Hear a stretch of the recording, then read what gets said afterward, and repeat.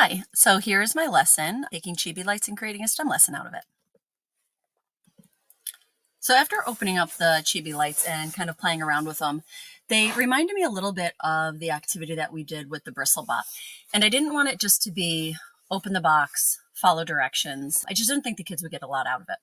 So I decided to create a STEM lesson designed for fourth grade students to take on the role, kind of like an electrical engineer. The first part of my lesson has to do with the kids evaluating materials, trying to decide what makes the best conductors versus what types of materials would be insulators. And then after they decide which would be the best conductors, they would go ahead and create a flashlight that they could use on Halloween night, I was thinking. All right. So the problem is it's Halloween night. You can't find a flashlight anywhere in your house. So they have to use items from around the house to build a flashlight that they can take with them trick-or-treating. I'm going to give them very specific materials that they have to use. You can see here in my picture that I have them. I know it's a little challenging to see, but as I go through the activity, you'll see that the materials that I used would be the exact materials I would allow the students to use. So before jumping into actually building their flashlight, I would have kids explore. I would give them some of the materials from the Chibi Lights, but I would not give them any directions. So I would start the first day with the kids just basically exploring the Chibi Lights as well as the other materials I gave them. In order to set up a circuit, I would not be giving them directions. I would really want them to kind of discover on their own how they would set the battery and how they would connect that to the LED light. And then I would require them to basically create at least 3 circuits that work. Therefore, they have a conductor, and then 3 circuits that don't.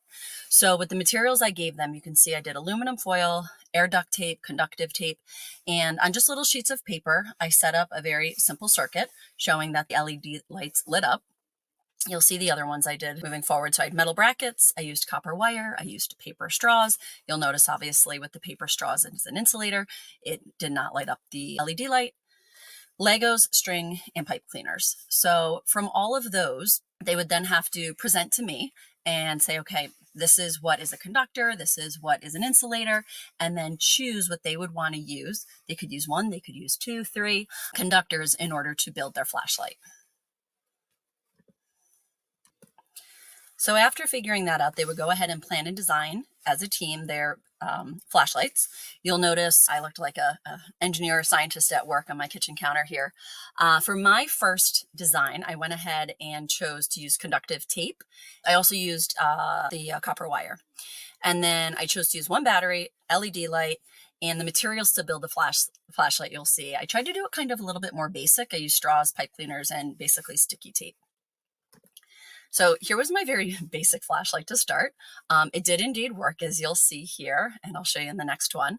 I teach 6th grade, so for some of my students, I think depending on the teams and their levels, I wanted to make this accessible to all of my learners, so it could be as simple as this for their flashlight. So I went down to the basement. You'll notice I tested the flashlight. It actually gave off a lot of light, and I only had the 1 LED light. I was actually quite impressed. So all of my students would go ahead and test their flashlights, decide, is it the flashlight sturdy enough? Is it bright enough? Does it turn on and off easily? And then I went back and I said, okay, I'm going to improve my first prototype. So I made improvements. I decided that I needed a little bit more sturdy of a flashlight handle. So I created one with Legos. This is it open up. So you can see inside is where I would put the wires. And then down at the bottom, I'm going to attach the on-off button. I did it inside a piece of yellow paper. So I marked my negative positives. I decided to do 3 LED lights to make it brighter. I used the conductive tape, and I also used copper wire this time as well. So I kind of used 2 different conductors. Then I had to take it and roll it up, as you'll see. You'll see kind of the final product over here.